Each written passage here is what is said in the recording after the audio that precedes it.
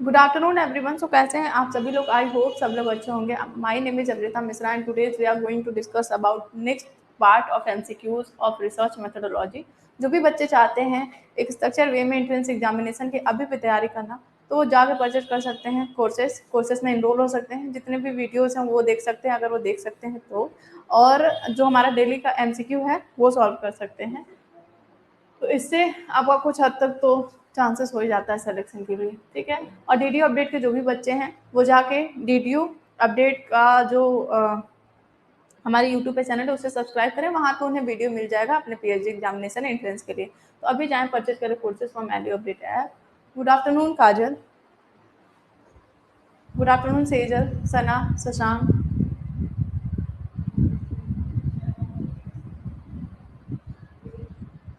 I am fine Sana, thank you. आज कैसे लग रहे हैं सना? तबीयत तो खराब नहीं लग रही है? आफ्टरनून हर्ष। तो स्टार्ट करते हैं, ऑलरेडी लेट हो गया है, ठीक है।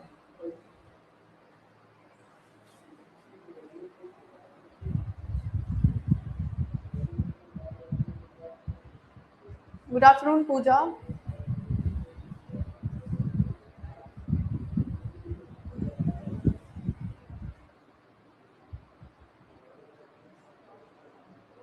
Good afternoon Anushree.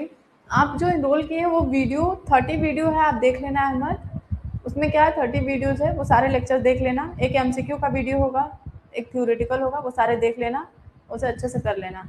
और जो रोज हो रहा है हमारा एमसीक्यू उसे कर लेना, ठीक है। बस।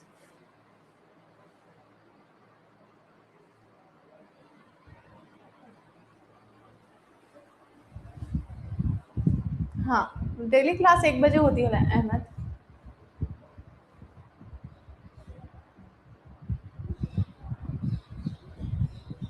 ठीक है, ऑलरेडी लेट हो गया। लास्ट में क्वेश्चन पूछना, हम स्टार्ट करते हैं। पहले सबसे पहला क्वेश्चन देखो। The qualitative research strategy places a value on using number, measurement, and statistical techniques, generating theories through inductive research about social meaning, conducting research that is of a very high quality, या all of the above। गुणात्मक शोध रणनीति किस पर अधिक महत्व देती है? सेकंड आप लोग का।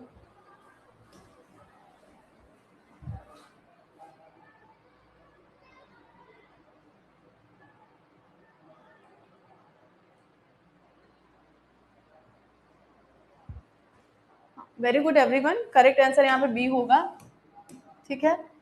क्योंकि देखो, हमें क्वालिटेटिव रिसर्च पूछा है। क्वालिटेटिव रिसर्च हमें पता है कि नंबर नहीं होता, ठीक है, इसे पहले ही एलिमिनेट कर देंगे। अब हाई क्वालिटी, ये तो क्वालिटी से हमें कोई भी उच्च गुणवत्ता वाला शोध करना, ऐसा जरूरी नहीं है सारे ही शोध हमारे अच्छे होने चाहिए, ठीक है। तो ये तो ऑप्शन एलिमिनेट होगा, तो ये तो ऑलरेडी एलिमिनेट हो जाएगा, तो करेक्ट आंसर हमारा बी हो जाएगा, ठीक है। Very good everyone. नेक्स्ट देखो, the most cost effective questionnaire administration method is through web based, schedule, telephone survey या मेल सर्वे। बोला है कि प्रश्नावली प्रशासन की सबसे कम लागत वाली विधि कौन सी हो सकती है। अगर जो भी हम क्वेश्चनायर यूज करते हैं तो क्वेश्चनायर में सबसे कम कॉस्ट किस वाले मेथड में आएगा? वेरी गुड हर्ष, शना, अनुश्री। श्वेता आपका गलत है, बी नहीं होगा बेटा। Very good everyone. देखो, वेब बेस्ड जो होता है मीन्स ऑनलाइन, अगर हम क्वेश्चनायर बना रहे हैं, ठीक है, क्वेश्चनायर हम बना के अगर हम ऑनलाइन सेंड कर देते हैं, ऑनलाइन मीन्स हम थ्रू मेल कर दे रहे हैं, ठीक है, मेल कर दे रहे हैं, तो वहां से अगर हमें क्या हो रहा है, वहां से हमें क्वेश्चनायर फिल करके मिल जा रहा है, तो हमें जाना भी नहीं होगा, एक एक लोग के यहाँ जाना भी नहीं होगा, इंटरव्यू कॉस्ट भी नहीं होगा, ठीक है। तो ये हमारे सबसे कॉस्ट इफेक्टिव होते हैं। करेक्ट आंसर यहाँ पे ए हो जाएगा। Very good everyone. Next, which of the following step can be taken to improve a response rate to postal questionnaire? Means डाक द्वारा भेजी गई प्रश्नावली, जैसे कि हम जो पोस्टल सर्विसेज पोस्ट के थ्रू भेज रहे हैं अपने क्वेश्चनायर को, या हम मेल कर रहे हैं, तो अगर डाक द्वारा भेजी गई प्रश्नावली के उत्तर दर को बढ़ाने के लिए हम इसमें से कौन सा कदम उठाए जा सकते हैं? क्योंकि हम डाक के द्वारा जब भेजते हैं तो पर्सनली वहां पे जाके प्रेजेंट नहीं हो सकते, तो जो हमारे रिस्पॉन्डेंट होते हैं नहीं पूजा, संडे को क्लास नहीं हुई थी। संडे को जनरली हमारा ऑफ रहेगा, अगर कोई भी चेंजेस होंगे तो उसको पहले इन्फॉर्म कर दिया जाएगा।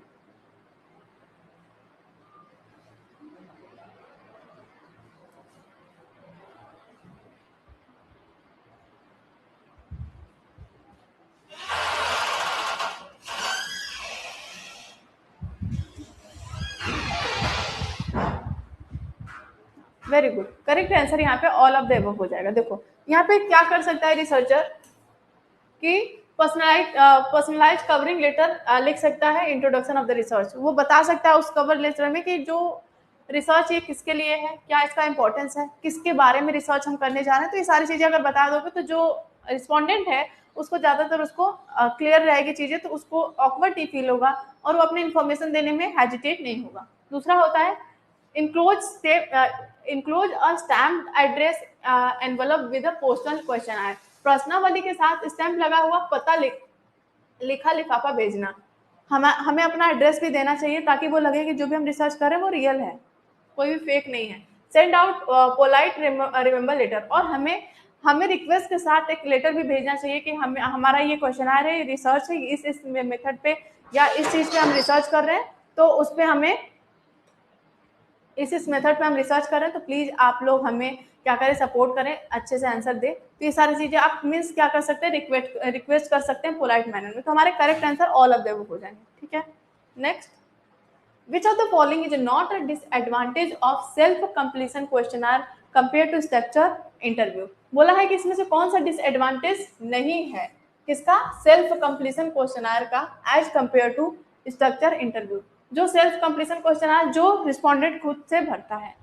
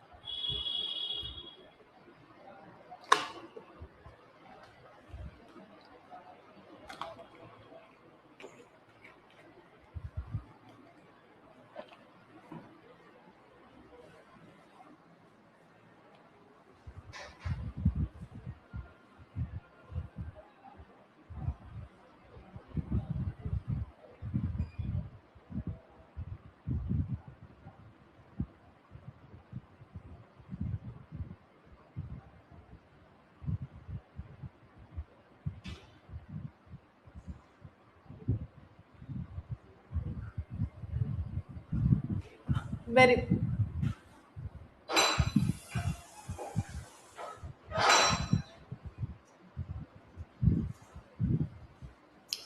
अरे तो ये हमारा डिसएडवांटेज है ना, ये हमारा डिसएडवांटेज है। हमारा करेक्ट आंसर ए हो जाएगा। The person respondent can read all whole question are before answering the first question. तो इससे क्या होता है कि अगर जो रिस्पॉन्डेंट है वो सारा क्वेश्चन पेपर पढ़ ले रहा है तो उससे क्या दिक्कत है, तो हमारा एडवांटेज है ना,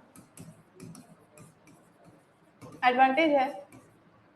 तो बोला है कौन सा डिसएडवांटेज नहीं है। The researcher can not ask close ended question, जो हमारे रिसर्चर होते हैं क्लोज इंडेड क्वेश्चन और नहीं पूछ सकते क्योंकि वो खुद से इंटरव्यू नहीं लेते हैं। फिर क्या होता है, researcher can not prompt respondent for more detail. जैसे कि अगर कोई भी आंसर दे रहा है तो रिसर्चर अगर वहां पे प्रेजेंट रहेगा तब तो वो प्रमोट करेगा या प्रॉप करेगा या पूछेगा कि मोर कंटेंट आप बताइए इसके बारे में डिटेल में। तो वहां पे प्रेजेंट नहीं रहेगा तो ये भी डिसएडवांटेज है। द रिस्पॉन्डेंट में नॉट आंसर ऑल क्वेश्चन, जो रिस्पॉन्डेंट है अगर रिसर्चर वहां पे प्रेजेंट नहीं रहेगा तो रिस्पॉन्डेंट सारे आंसर नहीं करेगा क्वेश्चन का, हो सकता है वो छोड़ भी दे। तो करेक्ट आंसर यहाँ पे ए हो जाएगा। ठीक है, next, one of the advantage of self completion questionnaire over structured interview that they are quicker and cheaper to administer, they create interviewer effect, they have a greater measurement validity, they are less prone to interquarter variation। Advantage पूछा है यहाँ पे।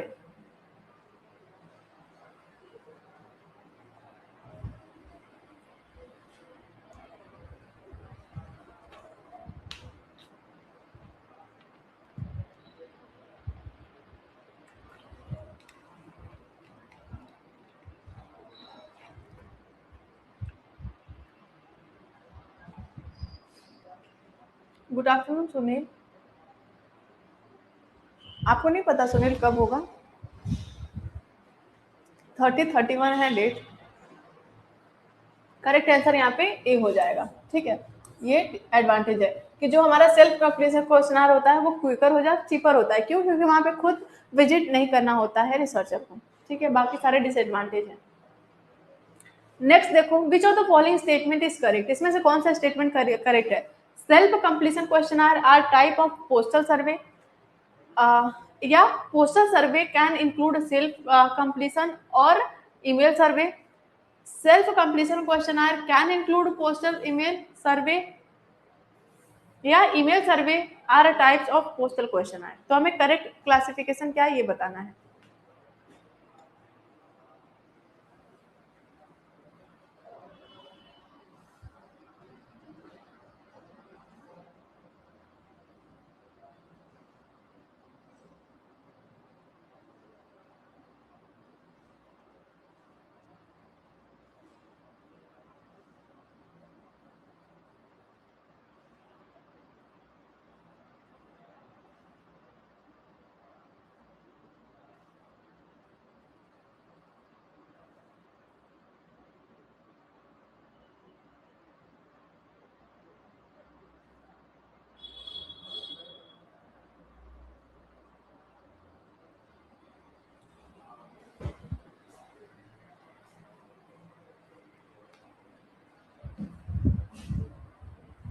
देखो, जो हमारे self completion questionnaire होते हैं उसमें दोनों चीज आ सकते हैं, या तो पोस्टल से भी भेजा जा सकता है, वो ईमेल से भी भेजा जा सकता है। ठीक है, तो करेक्ट आंसर यहाँ पे सी हो जाएगा कि सेल्फ कंप्लीशन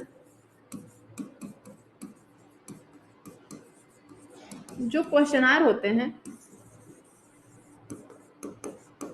तो करेक्ट कर लेना। ठीक है, तो इसमें क्या होता है, या तो ये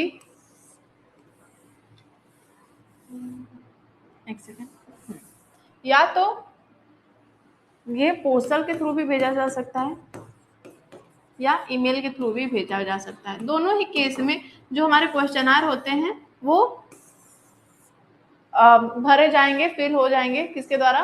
रिस्पोंडेंट के द्वारा। ठीक है,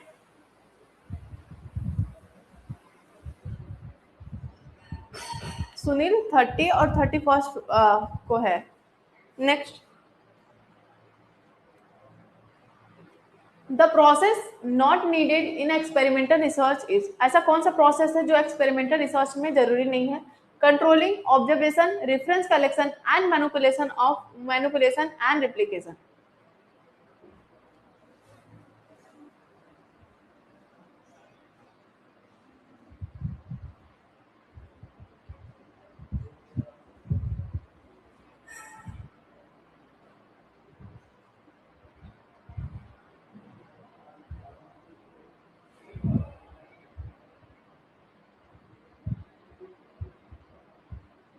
very good Harsh, Anushri. Sana B नहीं होगा, फिर से देख लो एक बार। करेक्ट आंसर यहाँ पे क्या हो जाएगा? Reference collection.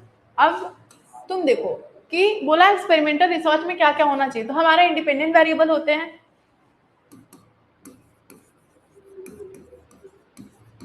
देखो, इसको शॉर्ट में हम लिख देते हैं। इंडिपेंडेंट वेरिएबल होते हैं, डिपेंडेंट वेरिएबल होते हैं। अब इन दोनों में क्या होता है? मैनिपुलेशन होता है, मैनिपुलेट करते हैं इन्हें। ठीक है, इनका इफेक्ट हम देखते हैं इंडिपेंडेंट वेरिएबल में, मैनिपुलेट करते हैं, इनका इफेक्ट हम देखते हैं डिपेंडेंट वेरिएबल पे। तो हम देखते हैं तो क्या करते हैं यहाँ पे? ऑब्जर्व करते हैं। तो यहाँ पे ऑब्जर्वेशन भी रहेगा, तो करेक्ट आंसर यहाँ पे सी हो जाएगा। रेफरेंस एंड ये सब कलेक्शन तो हमारे रिसर्च राइटिंग का पार्ट है। ठीक है, तो सना इसको सही कर लेना। हाँ, very good. Next, which among the following falls under category of research development?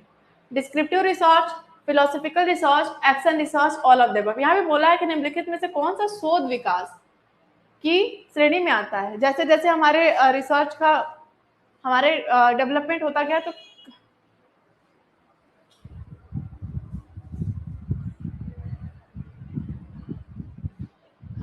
Very good, correct answer होगा ऑल ऑफ देम। जैसे कि देखो, ऐसा नहीं है कि एक इस टाइम पे सारे टाइप्स ऑफ रिसर्च हमारा आ गए थे, नहीं। पहले सबसे पहले हमारा डिस्क्रिप्टिव रिसर्च आया, फिर डिस्क्रिप्टिव से हम थ्योरी जनरेट किए, तो ऐसे ऐसे करके हमारे डेवलपमेंट हुआ। तो यही बोला कि जो भी हमारे विकास हुए हैं तो इसमें से कौन से श्रेणी में आता है, सारे आते हैं, तो सारे ही हमारे टाइप्स ऑफ रिसर्च है, तो सारे मतलब करेक्ट आंसर यहाँ पे डी हो जाएगा। ठीक है, next, which one among the following variables cannot be expressed in a quantitative terms? इसमें से कौन सा वेरिएबल है जिसको हम क्वांटिटेटिव टर्म्स में नहीं एक्सप्रेस कर सकते? Numerical aptitude, material status, socio economic status या प्रोफेशनल एटीट्यूड? देखो ये थोड़ा डाउट वाला क्वेश्चन है, ऐसे क्वेश्चन एग्जामिनेशन में आ सकते हैं। ठीक है, तो यहाँ पे बताओ कि इस क्वेश्चन के हिसाब से हमारा बेस्ट आंसर क्या होना चाहिए?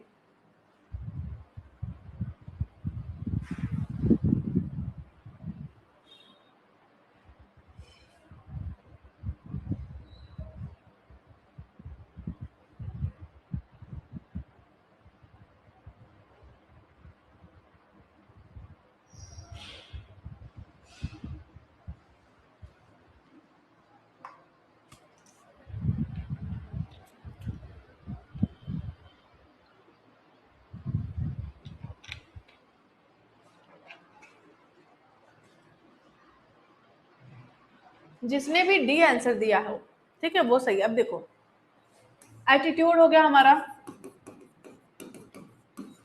इमोशन, मोटिवेशन, और हमारा एंग्री, हैप्पीनेस, ये सब हमारा क्या है? क्वालिटेटिव नेचर की वेरिएबल है, जिनको कि हम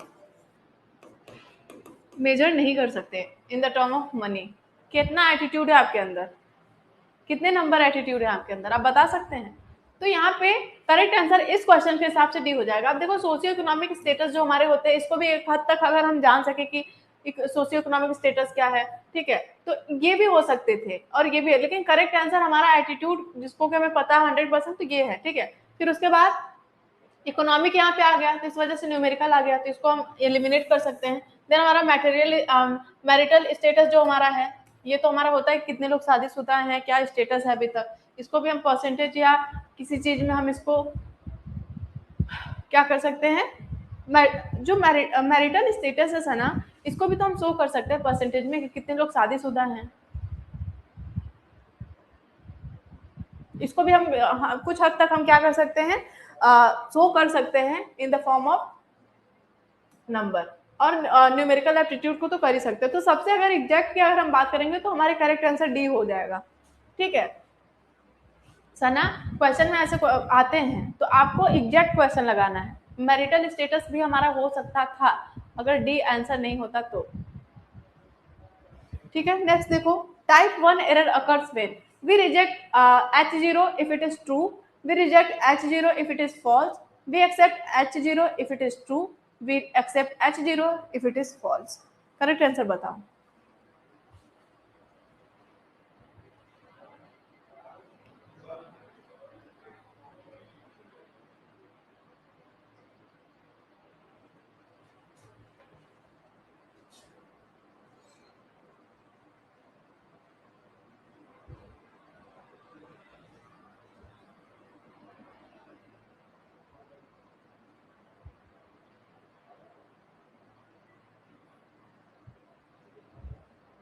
वेरी गुड, यहाँ पे करेक्ट आंसर ए हो जाएगा।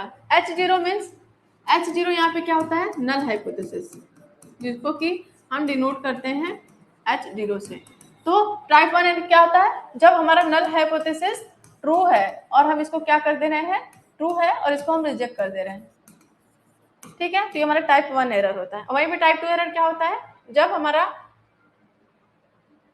रॉन्ग है, नल हाइपोथेसिस रॉन्ग है और हम इसे एक्सेप्ट कर ले रहे हैं, ये हमारा क्या होगा, टाइप 2 एरर हो जाएगा। ठीक है, तो इस फॉर्मेट में भी आपसे क्वेश्चन पूछ सकते हैं। Next, the probability of type 1 error referred as. अब बताओ कि टाइप जो प्रोबेबिलिटी है, चांसेस है टाइप 1 एरर अकर होने का, उसे हम क्या कहते हैं?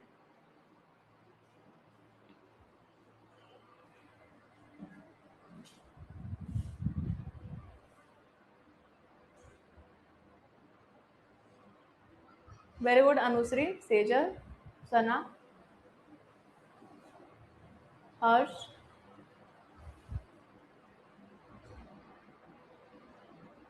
शशांक, हाँ, अल्फा, इसको हम क्या बोलते हैं? अल्फा। अल्फा तो टाइप 1 एरर जो हमारा होता है वो किससे रिलेटेड है? इसको हम और क्या बोलते हैं? अल्फा। ठीक है, नेक्स्ट देखो, अल्टरनेटिव हाइपोथेसिस ऑल्सो कॉल्ड, जो हमारे अल्टरनेटिव हाइपोथेसिस होते हैं उसको और हम किस नाम से जानते हैं? Composite hypothesis, research hypothesis, simple hypothesis या नल हाइपोथेसिस?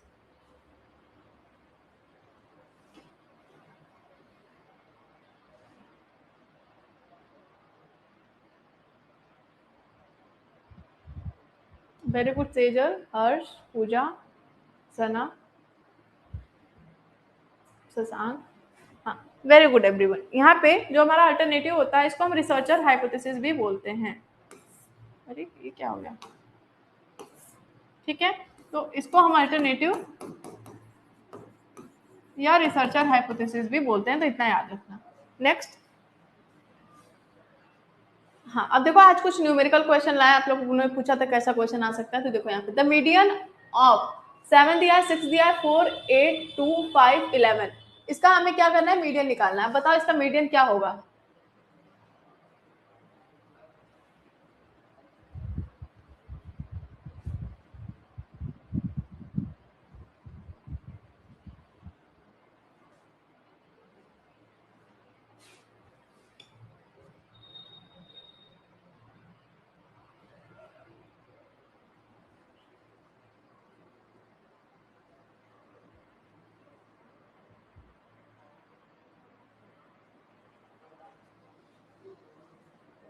चलो सब लोग बी दे रहे हैं, चलते हैं देख लेते हैं कि क्या होता है।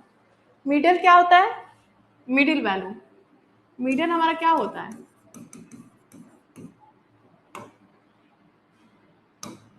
Median is middle value when हम क्या करते हैं? वेरिएबल या हम नंबर अरेंज इन असेंडिंग या डिसेंडिंग ऑर्डर।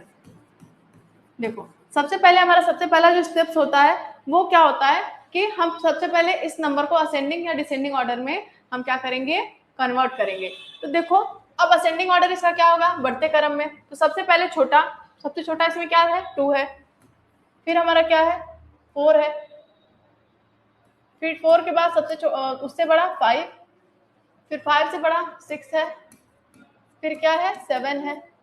ठीक है, 5 7 है, फिर 8 है, फिर 11 है। ठीक है, तो हम इसको असेंडिंग ऑर्डर में क्या किए? कन्वर्ट कर लिए। अब देखो, अब देखना है कि हमारा जो इवन सीरीज है या अनइवन सीरीज है। अनइवन है। ठीक है, अनइवन है तो इसमें ज्यादा डिफिकल्टी नहीं होगी। तो मिडिल वैल्यू जो हमारा आ जाएगा, मीडियन आ जाएगा, वो 6 आ जाएगा, क्योंकि यही हमारा मिडिल वैल्यू है। तो मीडियन हमारा क्या होगा? 6 हो जाएगा। ठीक है, समझ आया सबको? सबको समझ आएगी?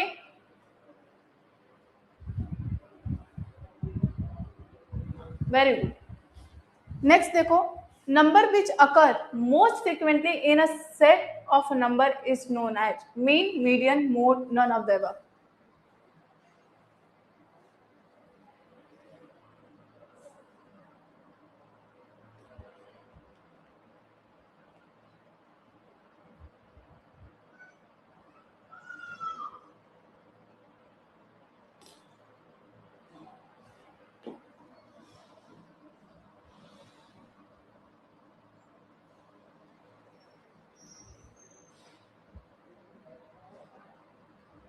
वेरी गुड, मोड होता है। ठीक है, जो बार बार फ्रिक्वेंटली अगर हो रहा है, जो नंबर रिपीट हो रहा है उसे हम मोड बोलते हैं। नेक्स्ट, द मोड ऑफ, अब मोड निकालना है, यहाँ पे बताना है कि जो 12 है, 17 है, 16 है, 14 है, 13 है, 16, 11, 14, इसका मोड क्या होगा?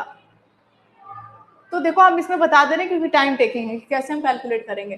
ठीक है, तो मोड हमारा क्या होता है? जो बार बार नंबर अकर होता है। तो देखो यहाँ पे कौन सा नंबर बार बार रिपीट हो रहा है? एक 16 है जो यहाँ पे भी रिपीट हुआ है, एक 16 है जो यहाँ पे भी रिपीट हुआ है। 16 हो गया। अब देखो कि और कोई नंबर तो नहीं रिपीट हो रहा है, एक 14 है 2 टाइम्स रिपीट हो रहा है। देखो दो टाइम्स दोनों नंबर रिपीट हो रहा है, तो यहाँ पे मोड 40 भी है और 16 भी है। अगर 16 3 टाइम्स होता, 14 2 टाइम्स होता, तो मोड यहाँ पे 16 बन जाता, बट दोनों का नंबर सेम है, तो करेक्ट आंसर यहाँ पे डी हो जाएगा। ठीक है, हाँ। अब नेक्स्ट देखो, यहाँ पे बोला है कि जो परसेंटाइल होता है वो डिवाइड करता है सीरीज को। जैसे एक सीरीज है, जो परसेंटाइल उसको कैसे डिवाइड करेगा, 10 इक्वल पार्ट्स में, या 100 इक्वल पार्ट्स में, 50 इक्वल पार्ट्स में, या 100 इक्वल पार्ट्स में।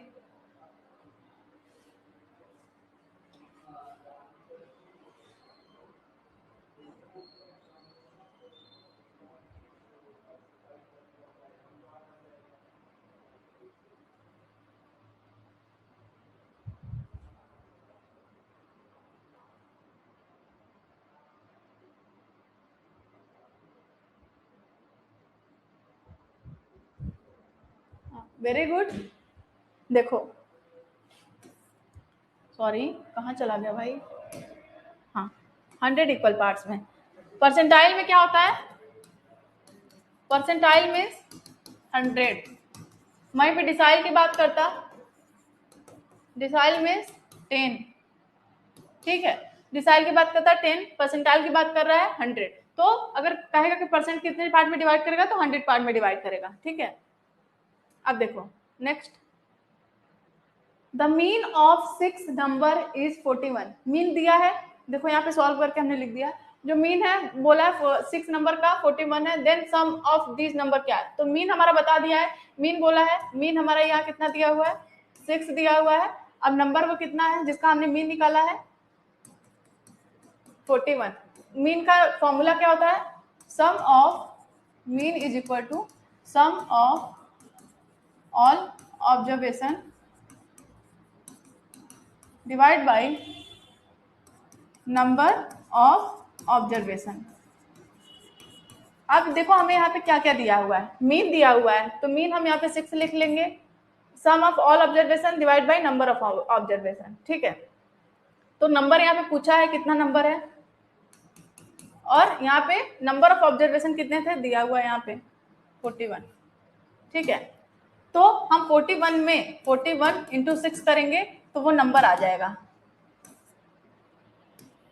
ठीक है, 246, ये इतना हमारा नंबर था जो जिसका हमने निकाला था, तो 246 हमारा करेक्ट आंसर हो जाएगा यहाँ पे। ठीक है, ऐसे क्वेश्चंस आते हैं। हाँ, very good.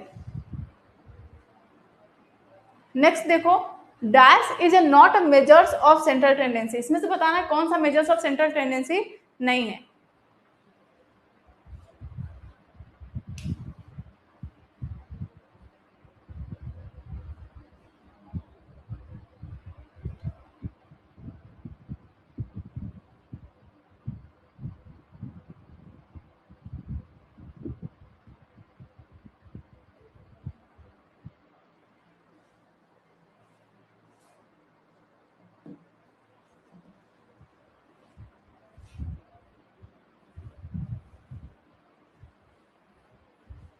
Correct answer C हो जाएगा, सना मोड नहीं होता है। देखो, जब भी हम बात करेंगे मेजर्स ऑफ सेंट्रल टेंडेंसी की,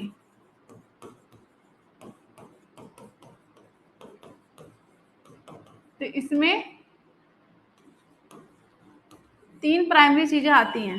सबसे पहले बात करेंगे मीन, देन हमारे आते हैं मीडियन, देन आते हैं मोड। ठीक है, ये हमारे क्या है, मेजर्स ऑफ सेंट्रल टेंडेंसी है। रेंज क्या है, रेंज जो है हमारा क्या है, measures of dispersion.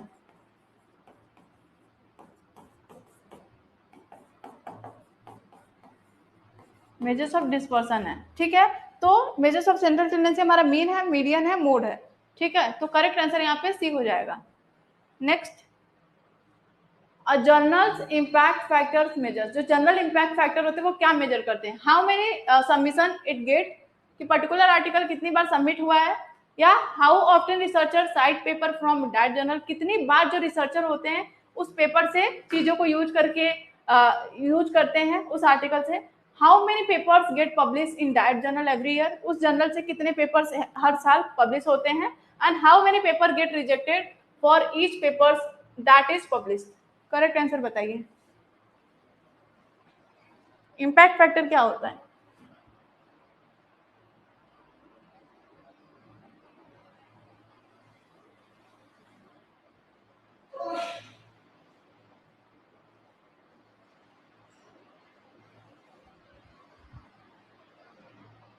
Very good Shashank, Sana, very good. आप लोग को ये कॉन्सेप्ट अच्छे से क्लियर हो गया है।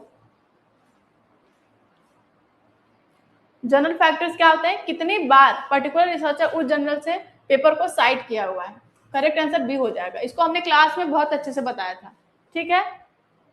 नेक्स्ट देखो, which is correct statement about I index. I index हमारा होता है, इसके बारे में आपको ज्यादा नहीं पढ़ना है, बस ये देख लो कि आई इंडेक्स में क्या क्या है। देखो, it denotes number of publication with less than 10 citation।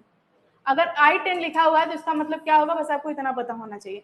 It denotes number of publication with at least 10 citation, या denotes the number of publication with equal to 10 citation, या none of the above। तो इसका correct answer हमें बता ही देना चाहिए।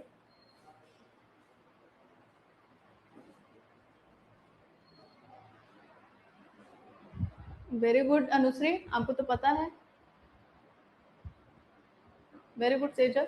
Correct answer यहाँ पे जो हो जाता है ना, बी हो जाता है। अगर I10 का मतलब ये बताता है कि कितने means number of publication with at least 10 citation. 10 जो पब्लिकेशन हुआ है, ऐसे जर्नल का पब्लिकेशन हुआ है जिसको 3 बार साइट किया जा चुका है, एटलीस्ट 10 बार साइट किया जा चुका होना चाहिए, ठीक है। करेक्ट आंसर यहाँ पे बी हो जाएगा। Next is a professional network where scientists and researchers can share and access scientific output, knowledge and expertise। उसे हम क्या कहते हैं? रिसर्च गेट, या फेसबुक, या ट्विटर, या नन ऑफ द एबव।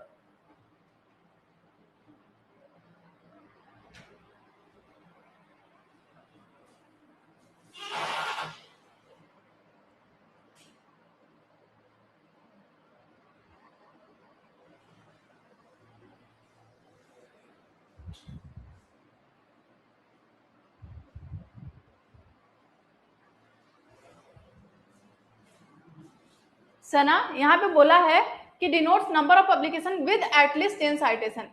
ऐसा पब्लिकेशन जिसका होना चाहिए, जिस जर्नल का एटलीस्ट 10 तो साइटेशन हो ही जाना चाहिए। हम मतलब कि ना ज्यादा हो 10 से ना कम हो, एटलीस्ट 10 साइटेशन होना चाहिए, ठीक है।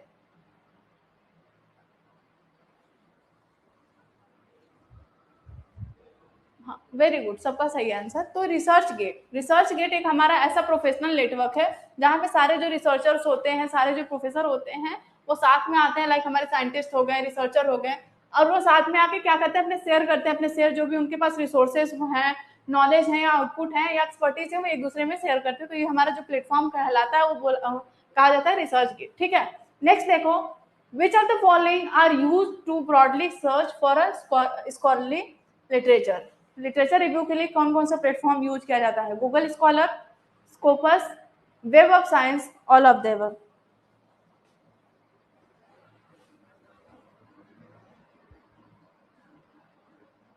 Very good everyone. तो सारे को ही यूज करते हैं, ठीक है। हमने तो इसको डिस्कस किया था ना, तो ऑल ऑफ द अबव हो जाएगा। गूगल स्कॉलर पे भी, स्कोपस पे भी, और जो हमारे वेब ऑफ साइंस होते हैं, सारे जगह पे ही हम सर्च करते हैं क्या? Literature review. Next is a measures of how many people read a journal and think its content are important। एक ऐसा मेजर्स जो बताता है कि कितने बार जो पर्सन है किसी जर्नल को रीड करते हैं, एंड उसमें पता लगता है कि वो कंटेंट इंपॉर्टेंट है। Eigen factors, publication factors, reading factors, none of देवर।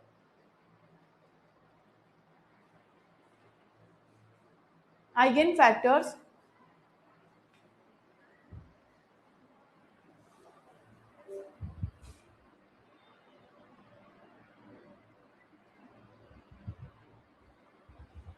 श्वेता, चलो ठीक है, हम जनरल फैक्टर्स के बारे में कल अच्छे से आपको डिस्कस कर लेंगे ना। आज टाइम, क्योंकि टाइम ऑलरेडी हो चुका है, क्लास है नेक्स्ट।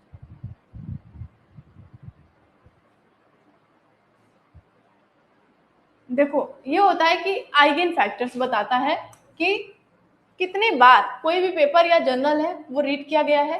कोई भी पेपर, आर्टिकल पेपर हो सकता है, आर्टिकल है या पेपर है, कितनी बार, या कोई जर्नल है, कितनी बार इसको रीड किया गया है, और ये बताता है आइगन फैक्टर्स कि कितने लोग इसे करते हैं, ठीक है। और ये भी पता लगता है इससे कि ये कितना इसका कंटेंट इंपॉर्टेंट है, जितने लोग पढ़ेंगे तो इसका मतलब इसका आइगन फैक्टर्स अच्छा है, ठीक है। तो करेक्ट आंसर ए हो जाएगा। इसको याद रख लेना आप लोग, बस आपको इतना याद रखना है कि कौन सा ऐसा फैक्टर्स है जो बताता है कि कितने पीपल जो है पर्टिकुलर जर्नल को रीड कर रहे हैं और उसके कंटेंट को इंपॉर्टेंट समझते हैं।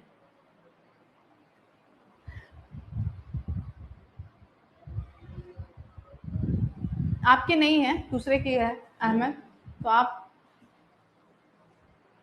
नेक्स्ट देखो, dash is a list of books and other reference that an author has used in preparing a research paper.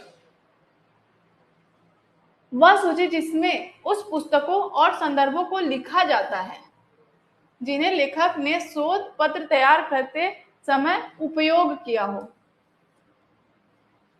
उसे हम क्या कहते हैं?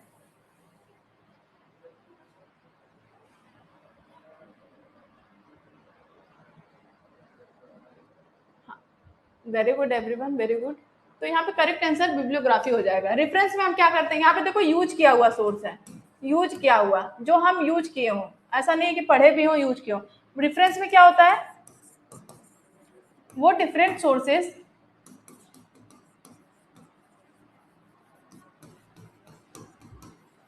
जो हमने रीड भी किया हो और हमने अपने रिसर्च पेपर में यूज भी किया हो, दोनों आते हैं।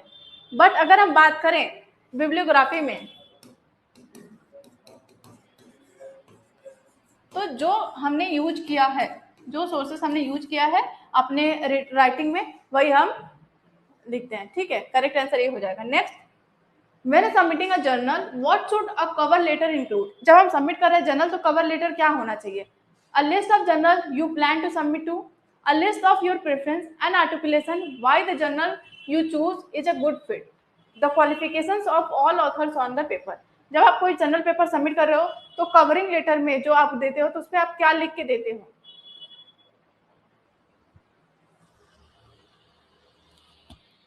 आप लोग आंसर दीजिए, मैं answer.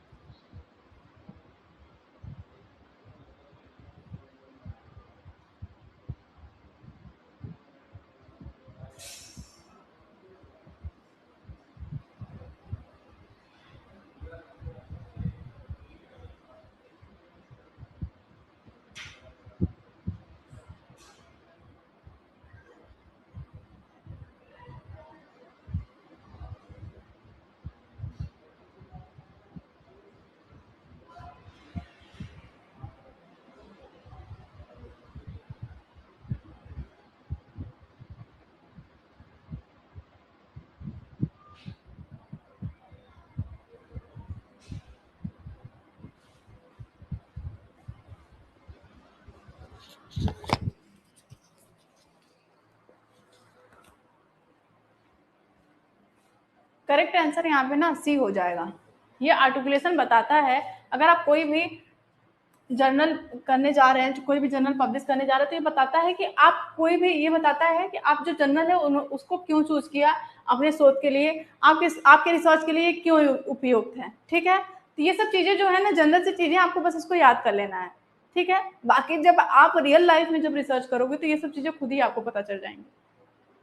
Next, when choosing a conference, which of the following likely to be most important factor in your decision? जब आप कॉन्फ्रेंस चूज करने जा रहे हो तो इसमें से कौन से मोस्ट इंपॉर्टेंट फैक्टर्स हैं जो आपके डिसीजन को अफेक्ट करेंगे? The audience and expected attendees of a conference, the location, the size and status. जो अगर आप कोई भी कॉन्फ्रेंस लेने जा रहे हैं, कॉन्फ्रेंस को चूज कर रहे हैं, तो मोस्ट इंपॉर्टेंट फैक्टर जो आपको डिसीजन को अफेक्ट कर सकता है।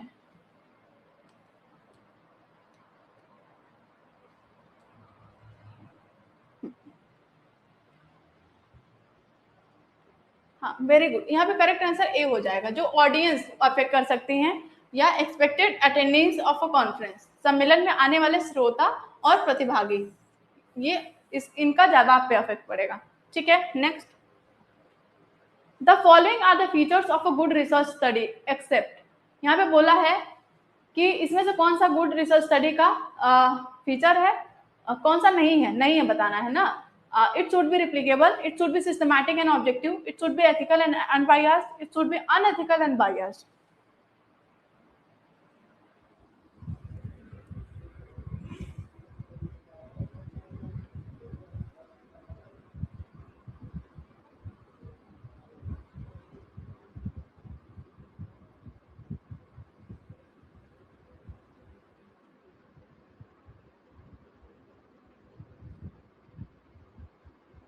वेरी गुड, यहाँ पे डी है, बहुत इजी है। नेक्स्ट देखो, the correlational research seeks to, correlational research का उद्देश्य क्या होता है, डिटरमाइन इफ टू और more variable are related, and अगर वो दोनों वेरिएबल रिलेटेड हैं देन इन व्हाट वे, किस वे में रिलेटेड है, बोथ ए एंड बी या नन ऑफ देम।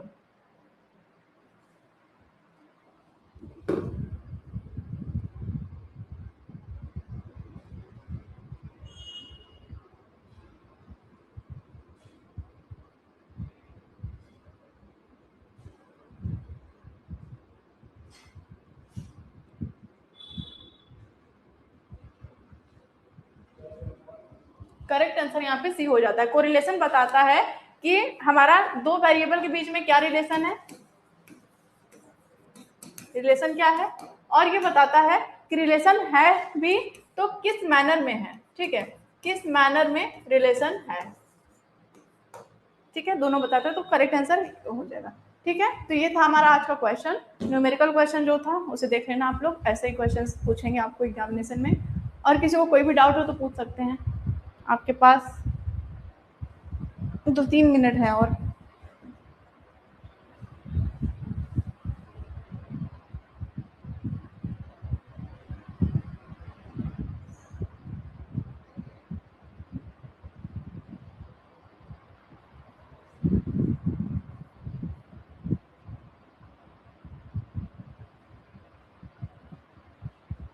ठीक है एवरीवन, अच्छे से आप लोग रिवीजन कर लेना।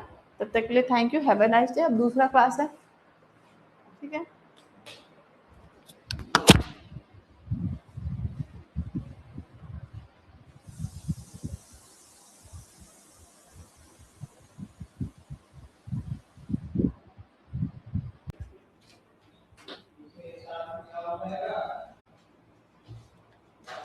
Good afternoon everyone. सो कैसे हैं आप सभी लोग, आई होप सब लोग अच्छे होंगे। I Amrita Mishra going to take a next lecture on the MCQ of research methodology. तो जो भी बच्चे चाहते हैं कि अभी भी तैयारी करना, तो वो जाके परचेज कर सकते हैं कोर्सेज फ्रॉम एलयू अपडेटेड। हमारे 30 क्लासेस के वीडियोस हैं, वो अगर देख सकते हैं तो वो देख लें, ज़्यादा लंबा क्लासेस नहीं है। और वहाँ पे एक क्लास एमसीक्यू होगा, एक क्लास थ्योरी का होगा, तो सारे रिकॉर्डेड वीडियो वहाँ पे अपलोडेड हैं और पीडीएफ के साथ अपलोडेड हैं। और हम रोज एमसीक्यू पैटर्न को फॉलो करें, तो जो भी बच्चे इंटरेस्टेड हैं वो आके एमसीक्यू को सॉल्व जरूर करें। इससे उनका जो भी हमने थ्योरी क्लास लिया उसका प्रैक्टिस होता रहेगा। ठीक है, और डीडीओ अपडेट के जितने भी बच्चे हैं वो भी चाहते हैं अगर तैयारी करना, तो वो जाके डीडीओ अपडेट ऐप, जो हमारे डीडीओ अपडेट के चैनल है उनको सब्सक्राइब करें, वहां पे उनको वीडियो मिल जाएगा। ठीक है, चलते हैं अपने लेक्चर पे, स्टार्ट करते हैं। किसी को कोई प्रॉब्लम है या किसी को कुछ पूछना है तो पूछ सकता है। गुड आफ्टरनून तनु, श्रेया, सना।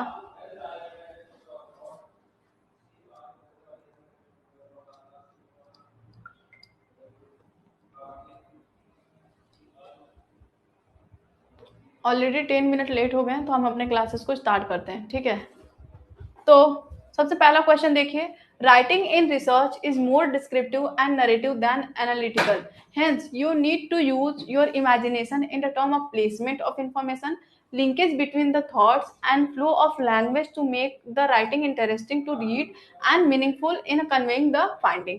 तो इसमें कौन सा है, जैसे देखो शोध लेखन जिसमें वर्णनात्मक और कथात्मक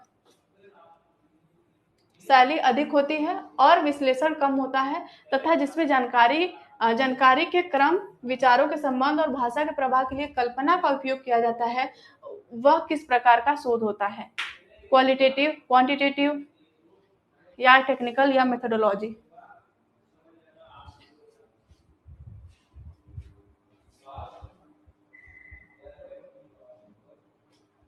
वेरी गुड तनु, सना, काजल, श्रेया, हर्ष।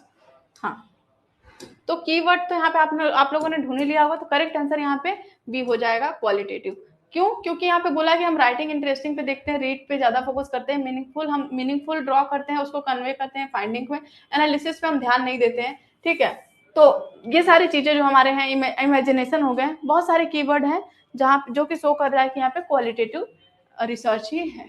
ठीक है, वेरी गुड एवरीवन। कहीं पे भी ना समझ में आए तो प्लीज पूछ लेना।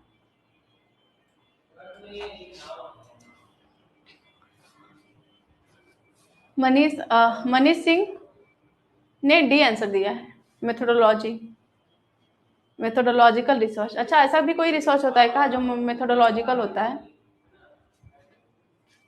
Next, if it is not possible to eliminate the effect of an extraneous variable from the test unit, the variable is said to be।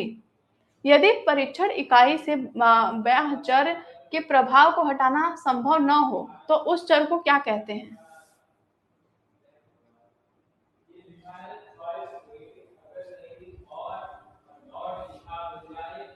Please try to give answer within 30 second only, क्योंकि आपको वहां पे ज्यादा time नहीं मिलेगा।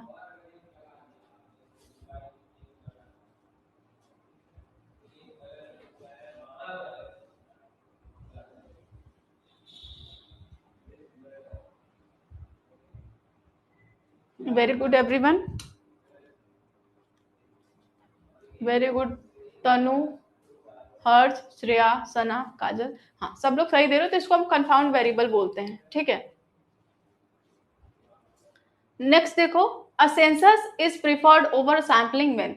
कब हम census को प्रिफर करते हैं? Over sampling method. ठीक है, कब हम करते हैं? जब size when the size of population is very small या the size of a population is very big, there is a less variation in the population unit, most of the element in the population are identical। तो कब हम census को prefer करते हैं? Sampling के ऊपर।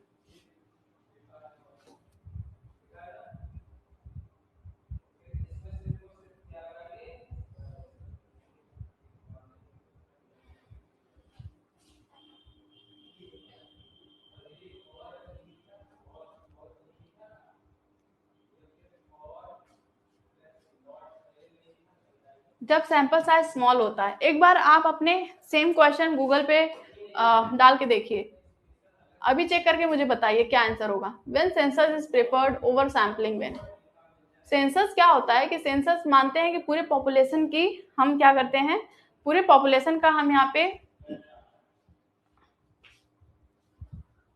सर्वे करते हैं। बट यहाँ पे क्या है, इसको कब प्रीफर किया जाना चाहिए? जब ये पॉपुलेशन जब स्मॉल होता हो तभी पॉसिबल हो सकता है, तभी रिलायबल भी होगा। तो इसका यही आंसर है, करेक्ट आंसर ये होगा कि जब हम सेंसस कब प्रीफर करते हैं? जब स्मॉल पॉपुलेशन होता है।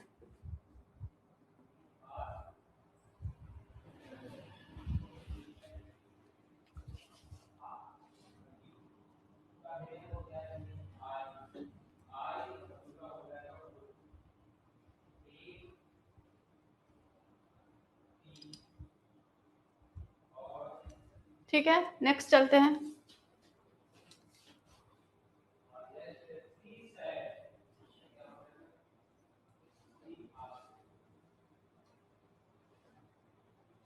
In dash, the researcher has to use fact or information already available and analyze these to make critical evaluation of the material। ऐसे शोधकर्ता को पहले से उपलब्ध तथ्यों तथा सूचनाओं का उपयोग करना होता है और उनका विश्लेषण करके सामग्री का आलोचनात्मक मूल्यांकन करना होता है। Experimental research, analytical research, quantitative research, descriptive research.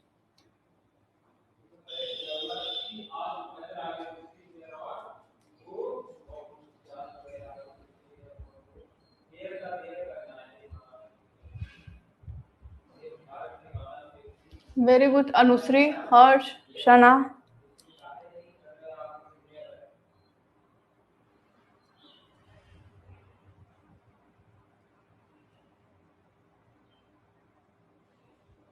Very good. यहाँ पे करेक्ट आंसर हो जाता है बी, एनालिटिकल रिसर्च, जहाँ पे हम एग्जिस्टिंग इन्फॉर्मेशन या एग्जिस्टिंग डेटा जो हमारा दिया रहता है, सिर्फ हम उसको क्या करते हैं, एनालाइज करते हैं। ठीक है,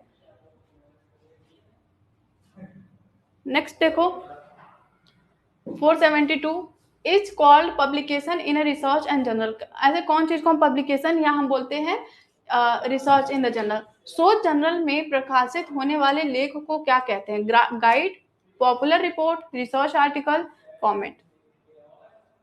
जो भी हमारे रिसर्च जर्नल जब पब्लिश हो जाते हैं तो उन्हें हम क्या कहते हैं।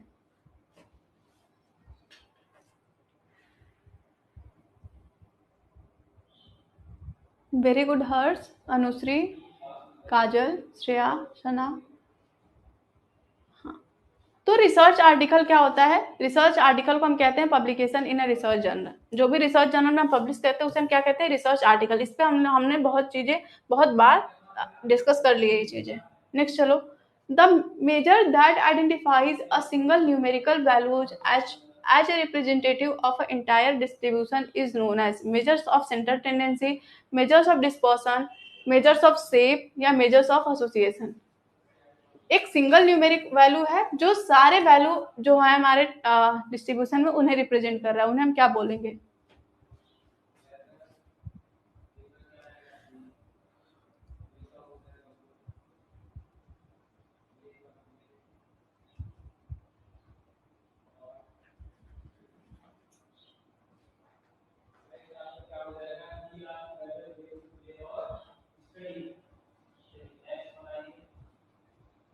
वेरी गुड श्रेया, शना, अनुश्री, सना, काजल, हर्ष। हाँ, करेक्ट आंसर हो जाएगा मेजर्स ऑफ सेंट्रल टेंडेंसी। नाम ही है इसका, देखो मेजर्स ऑफ सेंट्रल टेंडेंसी। इस सारे नंबर में एक ऐसा सेंट्रल वैल्यू है जो रिप्रेजेंट कर रहा है सारे डिस्ट्रीब्यूशन को। अब जो सेंट्रल टेंडेंसी आता है, मेजर्स ऑफ सेंट्रल टेंडेंसी, वो सारे डिस्ट्रीब्यूशन को कंसिडर करके ही लाया जाता है। तो एक ऐसी वैल्यू जो सारे वैल्यू को रिप्रेजेंट करे जो सीरीज में, उसे हम कहते हैं measures of central tendency. Measures of dispersion जो है वो मीन वैल्यू से जो नॉर्मल हमारे सब वेरिएबल होते हैं वो कितना डिफर करते हैं, उसे हम बोलते हैं मेजर्स ऑफ डिस्पर्सन। और measures of shape, measures of association, ऐसा कुछ होता ही नहीं है। मेजर्स ऑफ एसोसिएशन में हम कोरिलेशन कर सकते हैं, कोरिलेशन। ठीक है, तो करेक्ट आंसर यहाँ पे हमारा क्या हो जाएगा, आंसर नंबर ए। ठीक है, नेक्स्ट देखो, the formulated problem should be, जो फॉर्मुलेटेड जो प्रॉब्लम होता है वो कैसा होना चाहिए, ओपेक या फैक्चुअल या ओरिजिनल या स्पेक्चुअल। जो हम प्रॉब्लम फॉर्मुलेट किए हैं वो ओरिजिनल होना चाहिए, फैक्ट के बेसिस पे होना चाहिए, या अस्पष्ट होना चाहिए। वेरी गुड हर्ष,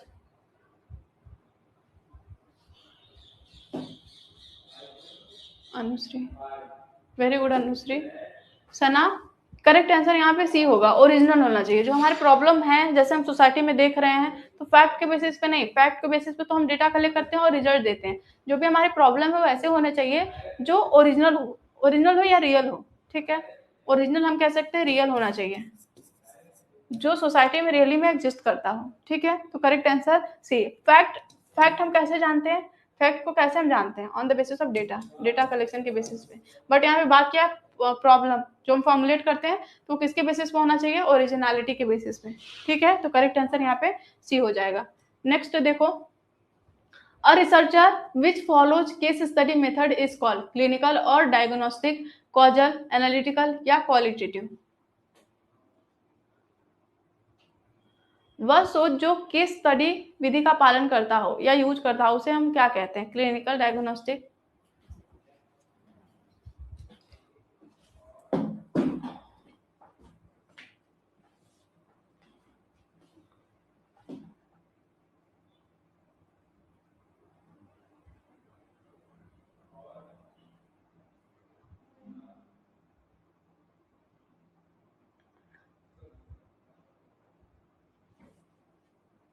वेरी गुड तनु, प्रिया, अनुश्री।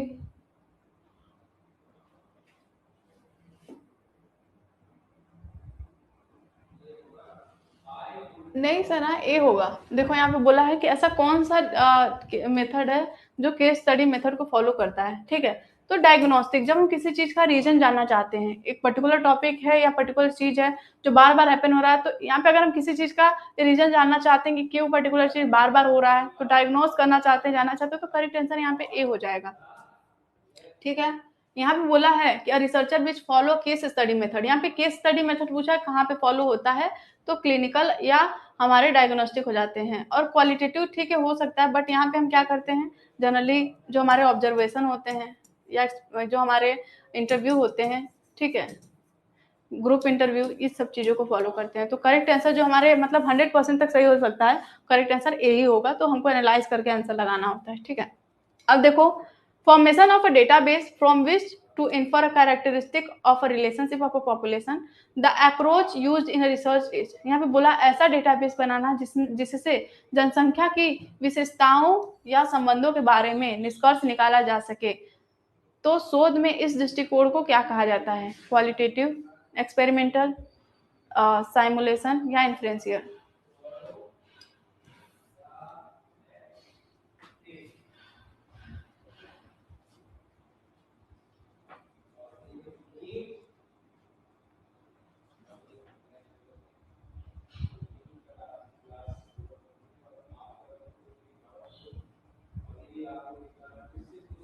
वेरी गुड सना, काजल, श्रेया, जिसने डी आंसर दिया है उसका सही है, क्योंकि देखो यहाँ पे इन्फर कैरेक्टरिस्टिक है, इन्फ्लुएंस निकाल रहा है पॉपुलेशन के बेसिस पे। ठीक है, तो उसे हम इन्फ्लुएंशियल स्टैटिस्टिक कहेंगे। अब देखो किसी ने सी दिया है, सी अभी हमने बताया था सिमुलेशन में क्या होगा, जहां पे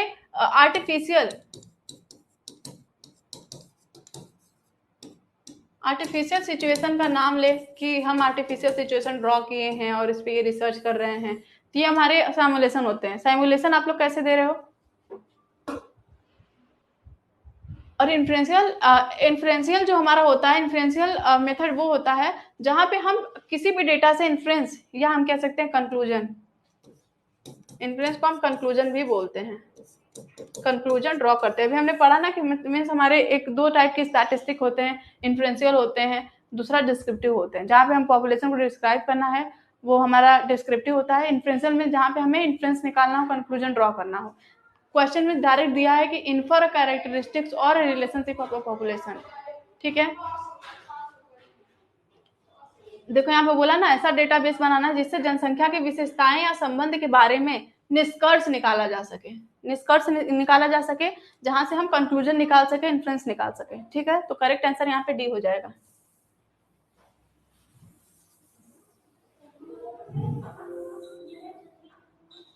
ठीक है, नेक्स्ट देखते हैं।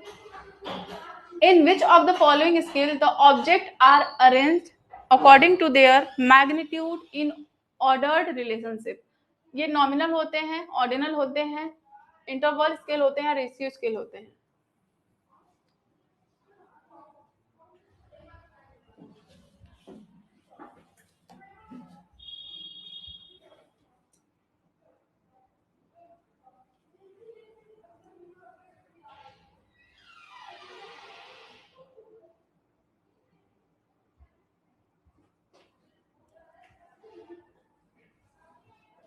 Very good Tanu, Sana, Harsh, Anushree.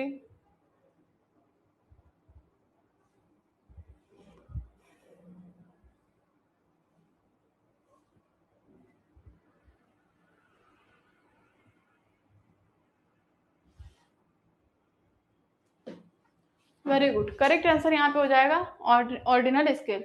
ठीक है, यहाँ पे कीवर्ड भी हमने दिखा दिया है। क्लिनिकल और डायग्नोस्टिक रिसर्च इज, वो क्या है, the development of hypothesis rather than their testing. Clinical या डायग्नोस्टिक रिसर्च हम कहाँ पे यूज करते हैं, a researcher is free to pick up problem redesigning the inquiry as he proceed and is prepared to conceptualize a basis, follow case study method or in-depth approach to reach a basic or causal relation, या always for a need of a decision maker or a researcher। अभी हमने बताया था इसका।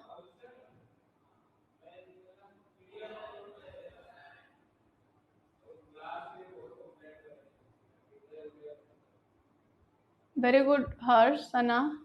हाँ, correct answer यहाँ पे C हो जाएगा, जो कि in depth method, case study method जो होता है हमारा, और इन डेप्थ अप्रोच को फॉलो करते हैं ताकि वो बेसिक कॉज या रिलेशनशिप पे पहुंच पाए, जहाँ पे जान पाए कि इस पर्टिकुलर जो हमारी चीजें हो रही हैं उसके पीछे का रीजन क्या है या कॉज क्या है। ठीक है,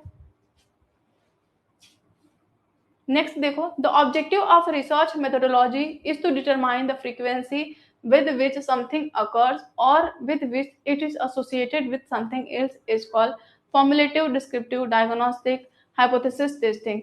research objective of research methodology जिसका कि मेन मोटिव होता है ताकि वो डिटरमाइन कर सके कि कितने बार पर्टिकुलर चीजें हो रहा है, frequency within which something occurs और with which associated with something else is called, किसी घटना की आवृत्ति या उसके किसी अन्य चीज के साथ संबंधित कितने बार होता है इसका निर्धारण करने के लिए। अब इस यहाँ पे एलिमिनेशन मेथड,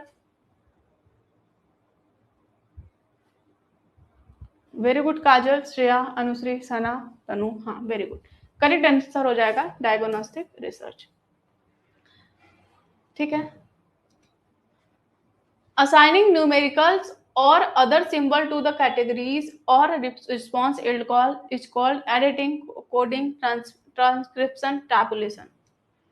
जहाँ पे हम न्यूमेरिक जो वेरिएबल होते हैं उनको नंबर या प्रोवाइड करते हैं या उनको टेबल के फॉर्म में अरेंज करते हैं, उसे हम क्या कहते हैं?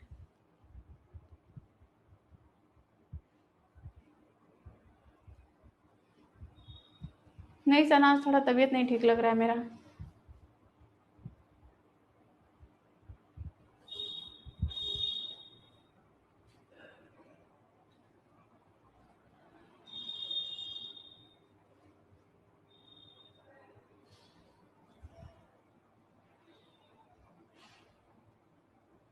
करेक्ट आंसर डी हो जाएगा, जिसने भी डी डी दिया है वो गलत है। करेक्ट आंसर यहाँ पे डी हो जाएगा। कोडिंग क्या होता है? एक प्रोसेस होता है, कोडिंग एक प्रोसेस होता है जिसके थ्रू हम क्या करते हैं, वेरिएबल्स को नंबर, ठीक है, या हम कह सकते हैं कोई भी कैरेक्टरिस्टिक हो या सिंबल हो उसको हम नंबर प्रोवाइड करते हैं, असाइन करते हैं। कोडिंग का मतलब सिर्फ यही होता है, टेबल के फॉर्म में नहीं करते, वो तो टेबुलेशन में करते हैं। ठीक है, तो ये होता है हमारा कोडिंग। ठीक है, नेक्स्ट देखो, population census carried out by government of India can be example of, can be an example of. जो पॉपुलेशन सेंसस होता है जो कि गवर्नमेंट द्वारा कराया जाता है उसे वो किसका एग्जांपल है? Exploratory research, causal research, descriptive research या क्वालिटेटिव रिसर्च।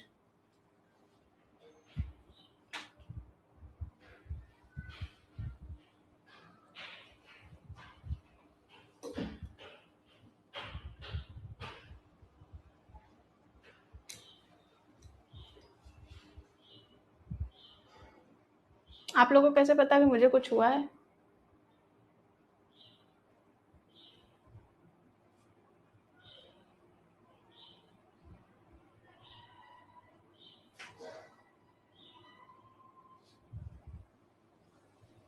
करेक्ट आंसर 3 होगा।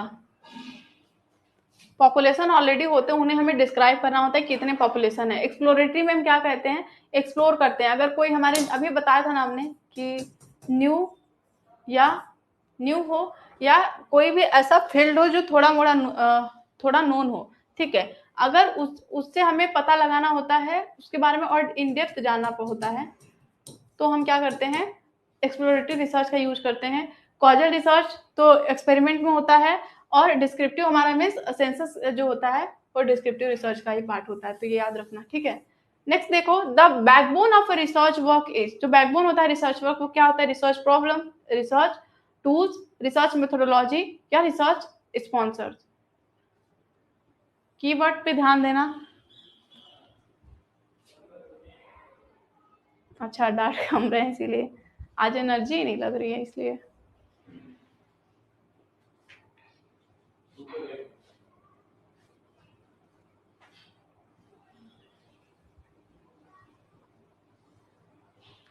वेरी गुड अनुश्री, हर्ष, काजल, तनु।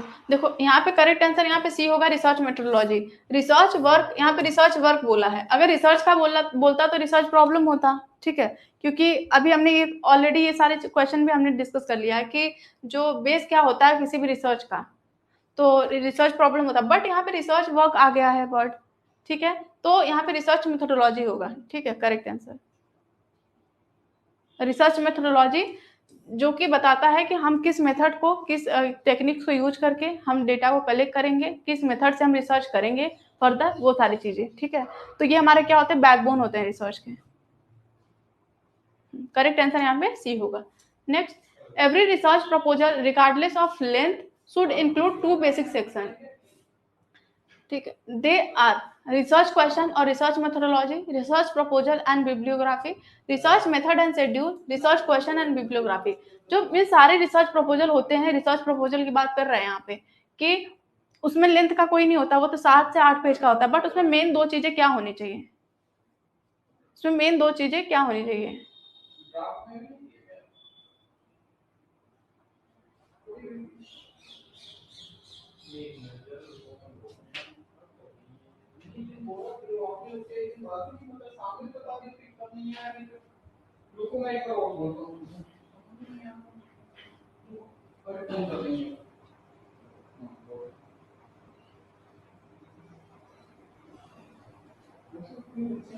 जिसने भी आंसर ए दिया उसका सही है, बट आके बाकी और आंसर वाले देख लो। किसी ने आंसर बी दिया, अब बताओ रिसर्च प्रपोजल में बिब्लियोग्राफी तो हम लोग लिखते नहीं, रेफरेंस डालते हैं, बिब्लियोग्राफी हम लोग रिसर्च प्रपोजल में नहीं डालते, तो ये वैसे ही एलिमिनेट हो जाता है। शेड्यूल तो आता ही नहीं है, रिसर्च मेथड आता है, शेड्यूल तो कहीं आता ही नहीं है, तो ये ऑप्शन भी वैसे ही एलिमिनेट हो जाता है। फिर आता है हमारा रिसर्च क्वेश्चन, ये होना चाहिए, बट बिब्लियोग्राफी फिर नहीं आता, तो करेक्ट आंसर हमारा ए हो जाएगा, जिसमें रिसर्च क्वेश्चन होते हैं और रिसर्च मेथड होते हैं। ठीक है, तो करेक्ट आंसर यहाँ पे ए हो जाएगा। जो भी बाकी बच्चे गलत आंसर दिए उसे करेक्ट कर लेना। नेक्स्ट देखो, refer to inferring about whole population based on observation made on a small part. हम स्मॉल पार्ट से रिलेटेड ऑब्जर्वेशन कर रहे हैं और उसे पूरे होल पॉपुलेशन में हम क्या कर रहे हैं, जनरलाइज कर दे रहे हैं, तो उसे हम क्या कहते हैं, आप सेडो इन्फ्रेंस या ऑब्जेक्टिव इन्फ्रेंस या इंडक्टिव इन्फ्रेंस या डिडक्टिव इन्फ्रेंस।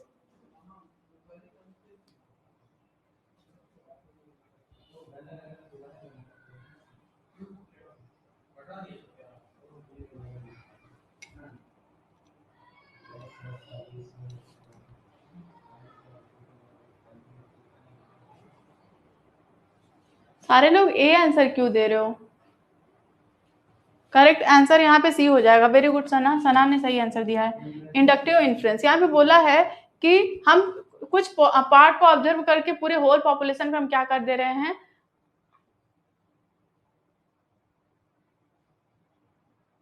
होल पॉपुलेशन को पूरा हम जनरलाइज कर दे रहे हैं, तो उस केस में हम किस मेथड को यूज करते हैं, किस इन्फ्लुएंस को यूज करते हैं।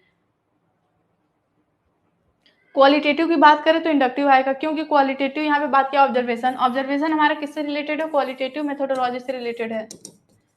क्वालिटेटिव में हम इंडक्टिव करते हैं। अगर क्वांटिटेटिव की बात करता तो पहले ही हमने बता दिया कि क्वांटिटेटिव जब मेथड होता है तो वहां पे हम डिडक्टिव मेथड यूज करते हैं। ठीक है, तो ये चीजों को आप लोग याद रखना। Next, the issue of research ethic may be considered pertinent at which state of research. जो रिसर्च एथिक्स है वो इन सारे में से किस स्टेज पे ज्यादा फॉलो होना चाहिए, at the stage of problem formulation and definition, at the stage of defining the population of a research, at the stage of data collection या interpretation, या at the stage of reporting या finding। किस stage के जो research के process होते हैं उस पे किस स्टेज पे हमारे रिसर्च एथिक ज्यादा फॉलो किए जाते हैं।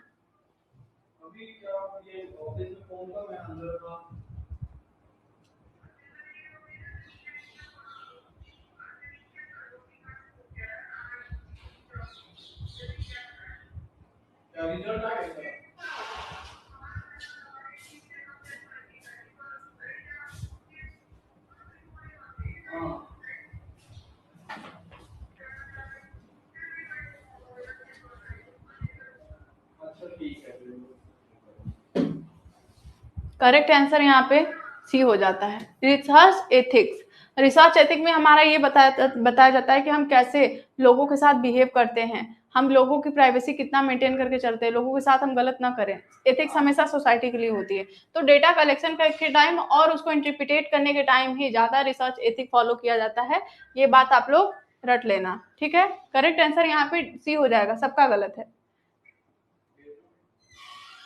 ठीक है, समझ आया, कोई डाउट है। जब हम डेटा कलेक्ट कर रहे हैं लोगों से, मिल रहे हैं, डेटा कलेक्ट कर रहे हैं, तो उस टाइम पे हमें रियल रहना, अपने आप में बायाज न लाना, ये सब हमारे क्या है, रिसर्च एथिक्स है। दूसरों की प्राइवेसी को मेंटेन करते हुए डेटा को कलेक्ट करना, दूसरे को ज्यादा फोर्स ना करना, जबरदस्ती डेटा ना कलेक्ट करना, ये सब हमारे रिसर्च एथिक्स ही तो हैं। तो करेक्ट आंसर यहाँ पे सी होगा। नेक्स्ट देखो, research can be classified as basic applied action research, quantitative and qualitative research, philosophical, historical, survey and experimental research, या ऑल ऑफ द अबव। कितने टाइप्स के रिसर्च को हम क्लासिफाई कर सकते हैं?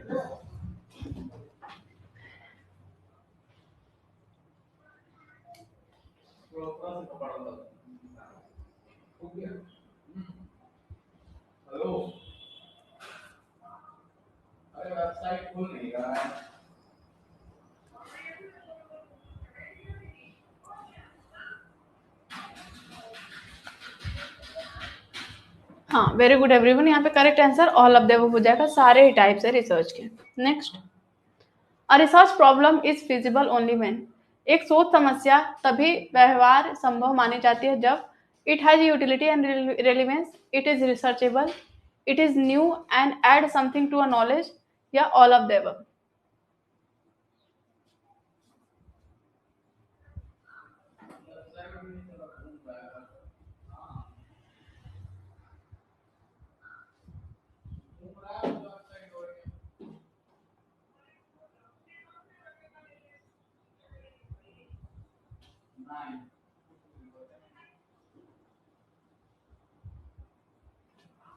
हाँ, वेरी गुड, यहाँ पे करेक्ट आंसर डी हो जाएगा, all of the above. Next देखो, fundamental research reflects the ability to, जो फंडामेंटल होता है वो क्या रिफ्लेक्ट करता है? Synthesise new ideas, expound new principle, evaluate the existing material concerning research, study the existing literature regarding various topic। तो fundamental research का कीवर्ड आप लोग को पता होगा, उससे आंसर दो।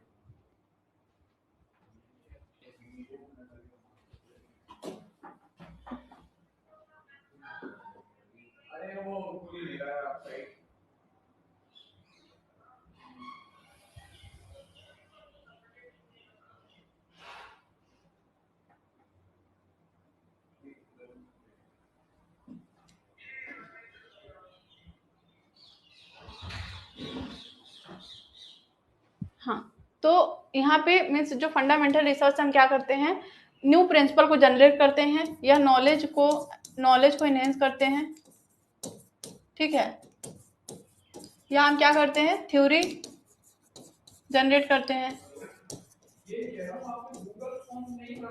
ये सारी जो हमारी चीजें होती हैं ये हम करते हैं फंडामेंटल रिसर्च में, तो करेक्ट आंसर यहाँ पे बी हो जाएगा। नेक्स्ट देखो, generalize conclusion on the basis of sample is technically known as.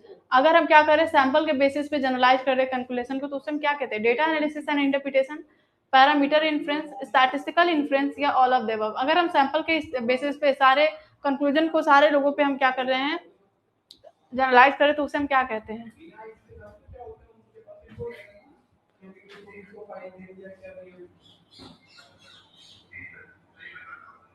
एक बार फिर से पढ़ के देना सब लोग, सही सही आंसर।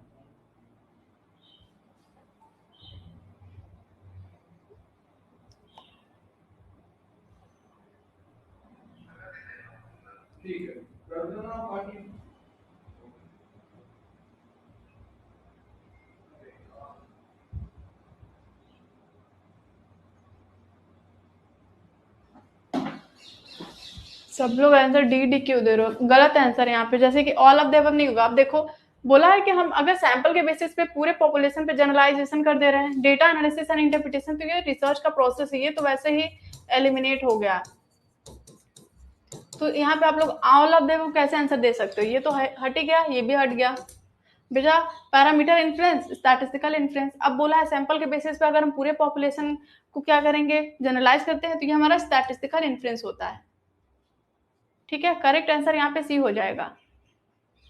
स्टैटिस्टिकल इन्फ्लुएंस हो रहा है कि जो भी डेटा होता है, हम डेटा कलेक्ट करते हैं, सैंपल कलेक्ट करते हैं, सैंपल किसका फॉर्म होता है हमारा, स्टैटिस्टिक्स का, सैंपल कलेक्ट करते हैं, उसके बेसिस पे पूरे पॉपुलेशन पे जो हम जनरलाइजेशन करते हैं वो हमारा क्या होता है, स्टैटिस्टिकल इन्फ्लुएंस होता है, ठीक है। इसको करेक्ट कर लेना सब लोग। नेक्स्ट देखो, the experimental study is based on the manipulation of variable, conceptual parameter, replication of a research, survey of a literature. Experimental study जो होता है वो किसके बेसिस पे होता है?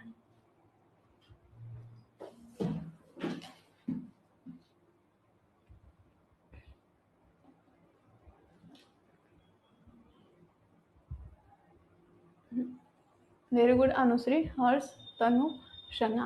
हाँ, तो यहाँ पे करेक्ट आंसर यहाँ पे ए हो जाएगा। एक्सपेरिमेंट में हम क्या करते हैं, मैनिपुलेट करते हैं वेरिएबल को, इंडिपेंडेंट वेरिएबल, डिपेंडेंट वेरिएबल, ठीक है। इनमें हम क्या करते हैं, रिलेशन देखते हैं, इन्हें मैनिपुलेट करते हैं, देन हम रिजल्ट देखते हैं, ठीक है। तो करेक्ट आंसर ए हो जाएगा। Next, a researcher attempt to evaluate the effect of a method of feeding on anxiety proneness of children, which method of research would be appropriate for this. एक शोधकर्ता बच्चों में चिंता प्रवृत्ति पर भोजन देने की विधि के प्रभाव का मूल्यांकन करना चाहता है, तो इसके लिए कौन से शोध का यूज किया जाएगा?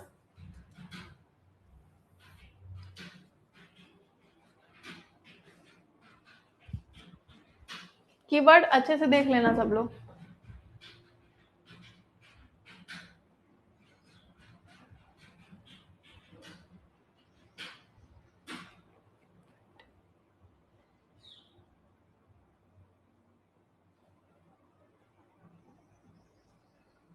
वेरी गुड अनुश्री, तनु, काजल, सना। देखो यहाँ पे एक्सपोज फैक्टर रिसर्च होगा ना, करेक्ट आंसर यहाँ पे सी हो जाएगा। अब सी यहाँ पे कैसे होगा, जब भी अब एक्सपोज फैक्टर रिसर्च में क्या होता है कि जो भी चीजें ऑलरेडी हो चुकी होती हैं, सिर्फ हम उसका इफेक्ट एनालाइज करते हैं या उसका हम देखते हैं कि उसका क्या प्रभाव है। जब भी प्रभाव कीवर्ड आए, इफेक्ट आए, तो इफेक्ट कब होगा, जब चीजें ऑलरेडी हो गई होती हैं, ठीक है। अब कोई भी सिचुएशन का बोलेगा कि क्या प्रभाव हो रहा है, तो वहां पे x post facto research method होगा, ठीक है। हर्ष आप करेक्ट कर लेना, बी नहीं होगा। इफेक्ट बस बोला है यहाँ पे, डिपेंडेंट इंडिपेंडेंट वेरिएबल तो नहीं बोला है ना। Attempt to evaluate the effect of method of feeding, यहाँ पे देख रहे हो रियल लाइफ प्रॉब्लम है, feeding on anxiety proneness children, which method of research would be appropriate, ठीक है। करेक्ट आंसर यहाँ पे सी हो जाएगा। Next, which of the following are the characteristics of a seminar. Seminar के कैरेक्टरिस्टिक क्या होते हैं? It is a form of academic instruction, it involve questioning, discussion and a database, it involve large group of individual, it need involvement of skilled person।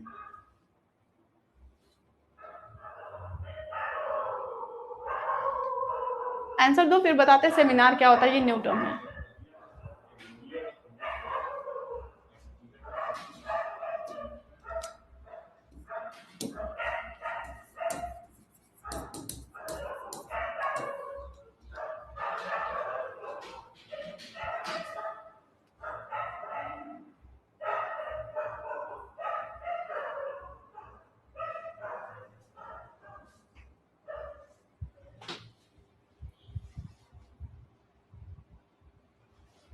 Correct answer यहाँ पे D हो जाएगा। अब देखो सेमिनार क्या होता है, जैसे कि हमारे जो प्रोफेसर्स होते हैं बहुत से सेमिनार अटेंड करने जाते हैं। सेमिनार में क्या होता है, जो भी हमारे रिसर्च आर्टिकल्स होते हैं उसे प्रेजेंट किया जाता है, या कोई भी टॉपिक होगा रिसर्च से रिलेटेड जिसपे जो प्रोफेसर्स होते हैं एक्सपर्ट होते हैं, प्रोफेसर तो एक्सपर्ट ही होते हैं उस फील्ड में, तो वो अपने चीजों में डिस्कस करते हैं। अब देखो ये क्या होता है, एकेडमिक इंस्ट्रक्शन होता है एक फॉर्म ऑफ, जहाँ पे पर्टिकुलर टॉपिक पे पहले सबसे पहले रिसर्च आर्टिकल हो गए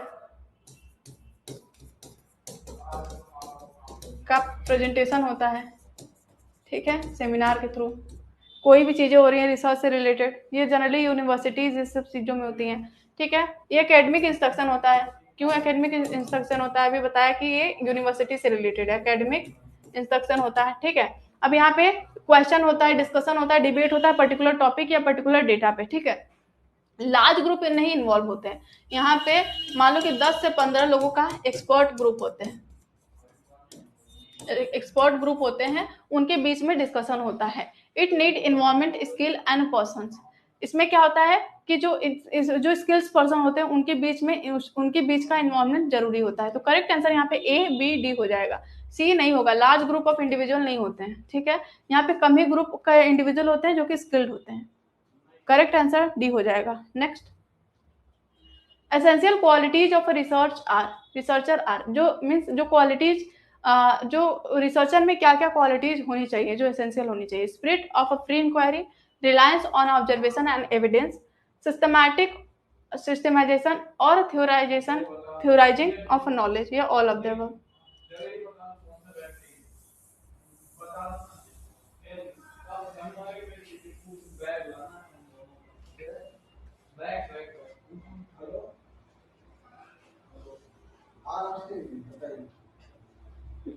वेरी गुड, करेक्ट आंसर यहाँ पे ऑल ऑफ द अबव, सारे मीन सारे ही क्वालिटीज जो रिसर्चर में होनी चाहिए। Next, what is the purpose of research, यहाँ पे रिसर्च का पर्पज क्या होना चाहिए? To identify the problem, to find a possible solution, both या none of the above.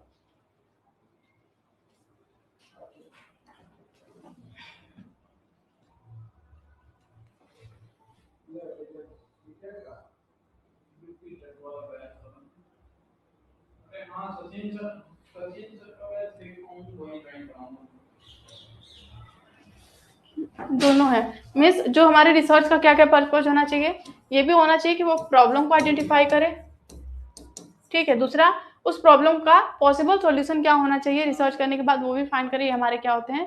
Research purpose होते हैं किसके? रिसर्च के। तो करेक्ट आंसर बोथ हो जाएगा। Next, which of the following should you think about when preparing your research? Which of the following should you think about when preparing for your research?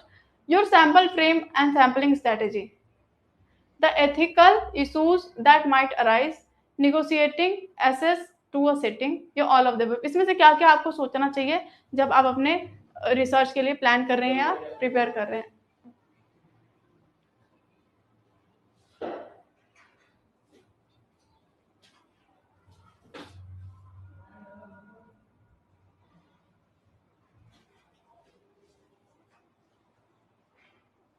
Very good, सारे ही चीजें हैं कि हम क्या करें। Sample frame हमारे क्या होने चाहिए, सैम्पलिंग स्ट्रैटेजी क्या होनी है, एथिकल इश्यूज कोई आएगा, अराइज होगा, अगर वो अराइज हो जाए तो उसका सॉल्यूशन क्या होगा, और ये सारी चीजें ही हमारे हैं जो हमको जिसके बारे में सोचना होता है। नेक्स्ट देखो, the qualitative research strategy place a value on, जो क्वालिटेटिव रिसर्च स्ट्रैटेजी होती है वो किस पे फोकस करती है ज्यादा? Using number, measurement and statistical techniques, generating theories through inductive research about social meaning, conducting a research that is of very high quality, all of the above।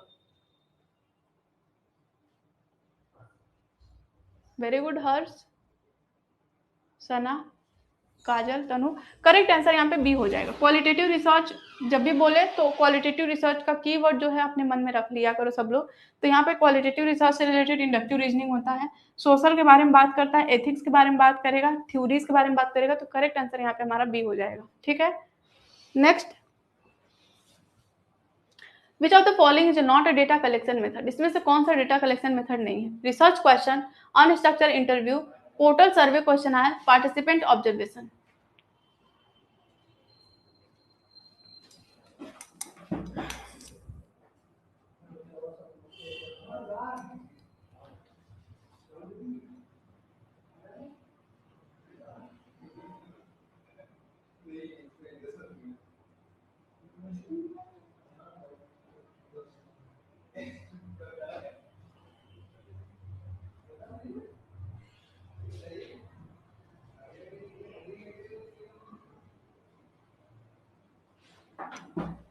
सब लोग आंसर कैसे गलत कर रहे हो? ये क्वेश्चन पढ़ो, नॉट डेटा कलेक्शन मेथड।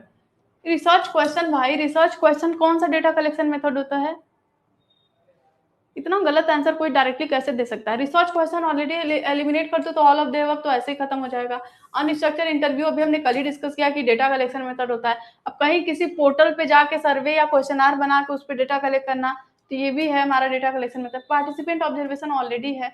सिर्फ ये रिसर्च क्वेश्चन के, हमारे रिसर्च के क्वेश्चन क्या क्या है जिसमें हमें स्टडी करना है, हमें डेटा कलेक्ट करना है। करेक्ट आंसर यहाँ पे हमारा ए हो जाएगा।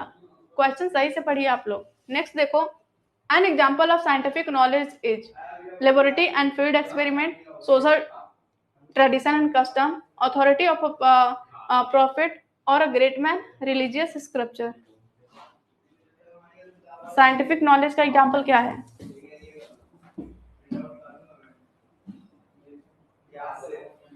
याद रखिएगा।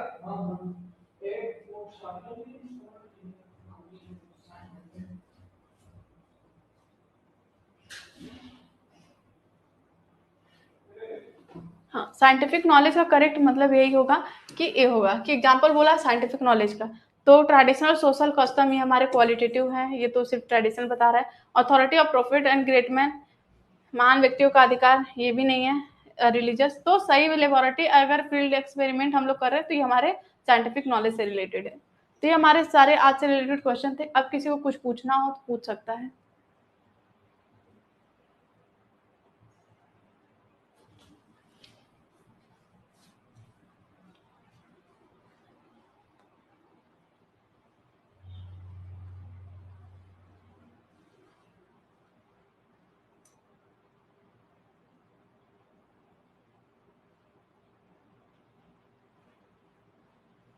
किसी को कुछ पूछना हो, किसी को कोई क्वेश्चन हो।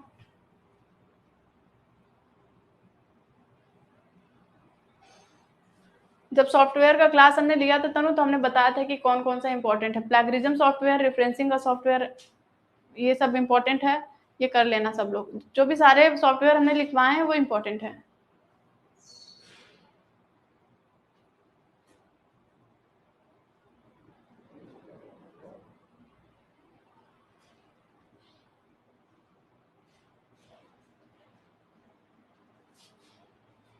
हाँ नुसरी, आप उतना पढ़ लो उतना इनफ है।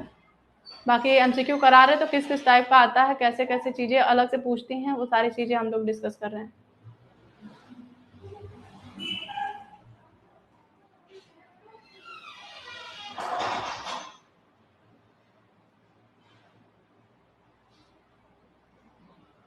काय स्क्वायर टेस्ट, हर्ष, आप थ्योरेटिकल पोर्शन पे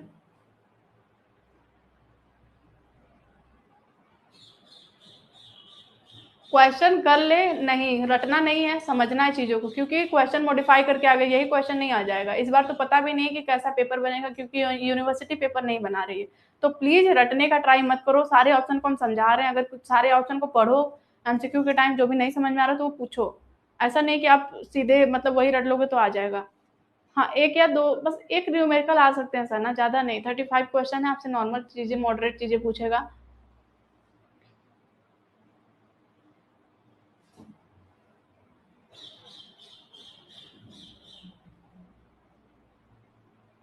और हम कहते हैं कि न्यूमेरिकल के पीछे ज्यादा मत भागो, जितना हमने चीजें कराया उतना कर लो।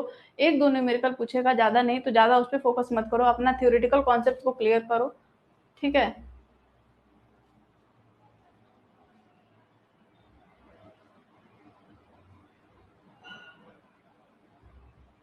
ठीक है एवरीवन, तो आज क्लास एंड करते हैं क्योंकि सर वेट कर रहे हैं। Thank you, have a nice.